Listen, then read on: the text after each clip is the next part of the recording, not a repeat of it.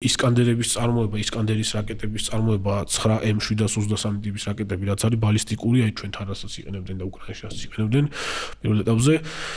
პირველ ეტაპზე წარმოებული ისკანდერების რაც იყო საუბარი მაქვს 2010-11-12 და აი 2020 წლამდე პერიოდი რო ავიღოთ. ხომ აი მაგ პერიოდში წარმოებული ისკანდერების კორპუსებში გამოყენებული იყო ამერიკული წარმოების 12 ერთეული გადატვირთვის სენსორები, მემსები და აქსელერომეტრები. 9 ცალი აქსელერომეტრი აქვს და დაახლოებით 12 გადატვირთვის სენსორი სხვა ადგილებში უყენია. არა მხოლოდ ისკანდერებში, სხვა რაკეტებში ხმარობდნენ მაგებს, ანუ ასობით ათასი იყიდეს ესეთი სენსორები და კომპონენტები დაასაწყობეს და იყენებდნენ უკვე დღემდე იყენებენ მათ ნაწილს მარაგებში არსებულ ამ რაკეტების წარმოებაში.